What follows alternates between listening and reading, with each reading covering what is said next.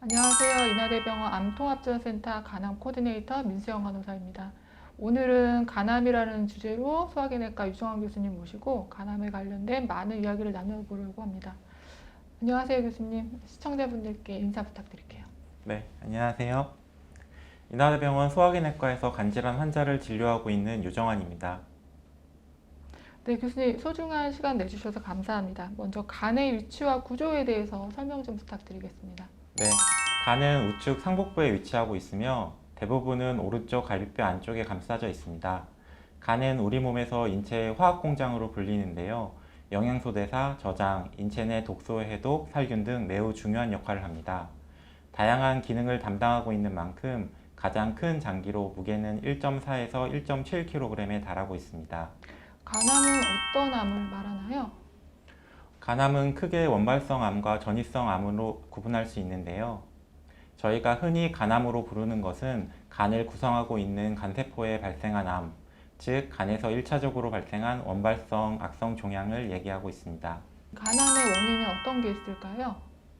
간암은 발생과 관련된 위험인자가 다른 암들보다 잘 알려져 있습니다. 우리나라의 경우 B형 간염이 가장 큰 원인을 차지하고 있고요. 그 다음으로는 알코올성 간경변, C형 간염, 지방 간염 등이 원인이 될 수 있겠습니다. 간암의 종류에는 어떤 것들이 있을까요? 원발성 간암의 종류에는 감세포 암종, 담간 상피 암종, 간모세포종 등 여러 가지가 있지만 대부분 감세포 암종에 해당하고 있습니다. 간암에는 어떤 증상들이 있을까요? 네, 대부분의 암처럼 간암 역시 뚜렷한 초기 증상은 없습니다. 다만 간경변이 동반된 환자분이 많기 때문에 간경변의 정기검진이나 B형 간염 추적 관찰 중에 발견되는 경우가 많습니다. 그러면 간암은 어떻게 진단을 내려야 될까요?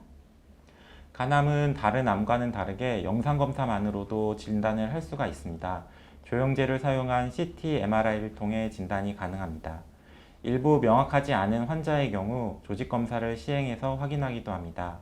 최근에는 CT나 MRI 같은 영상검사의 정확도가 높아져서 작은 크기의 간암도 조직검사 없이 진단되는 경우가 많아졌습니다. 간암의 병기와 생존율은 어떻게 될까요, 교수님? 간암은 만성 간염이나 간경변증 같은 지병이 있는 경우가 대부분이어서 간의 기능이 저하되어 있을 뿐 아니라 간경변증의 합병증까지 동반된 경우가 많습니다. 그래서 다른 암처럼 1기에서 4기까지로 나누는 데 그치지 않고 간 기능의 등급을 추가적 요소로 반영해 종합적으로 고려하여 병기를 구분합니다. 간암의 예후는 과거에 비해 많이 좋아졌다고는 하지만 아직도 매우 예후가 불량한 암종 중 하나입니다.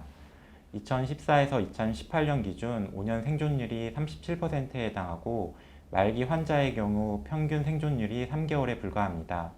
하지만 정기검진을 통해 조기에 발견된다면 수술 등의 치료를 통해 5년 생존율이 50에서 60%까지 향상되기 때문에 무엇보다 정기검진을 통한 조기 발견이 중요하다고 하겠습니다. 우리나라는 40세 이상이면서 B형, C형 간염 바이러스 보유자이거나 연령과 상관없이 간경변증을 진단받은 사람은 6개월 주기로 검진을 받을 것을 권고하고 있습니다. 간암은 어떻게 치료가 이루어질까요? 간암의 치료 방법은 여러 가지가 있습니다. 초기에는 수술, 고주파 열치료 등을 시행해 볼 수가 있겠고 진행된 경우에는 간동맥 색전술이나 방사선 색전, 항암 치료 등을 고려할 수가 있습니다. 간 기능이 저하된 초기 간암의 경우 간 이식을 통해 완치를 하는 방법도 있습니다. 마지막으로 간암을 치료한 뒤에 어떻게 관리하는 게 좋을까요? 간암 환자 중 다수가 만성 간염이나 간경변증을 앓고 있고 이로 인해 나빠진 간 기능은 회복이 어려워서 치료 후에도 암이 재발할 가능성이 높습니다. 따라서 간암 치료 이후에도 지속적으로 정기적인 영상검사를 통해 재발 여부를 확인하고 있으며 간 기능 저하 및 간암 표지자 수치 등을 혈액검사로 정기적으로 확인하고 있습니다. 5년이 지나 완치 판정이 된 이후에도 기저간질환에 대한 정기적인 검진 또한 필요하겠습니다. 오늘 간암을 주제로 교수님께서 좋은 말씀 많이 해주셨는데요. 시청자분들께도 많은 도움이 되셨으면 좋겠습니다. 그러면 저희는 다른 주제로 또 찾아뵙도록 하겠습니다.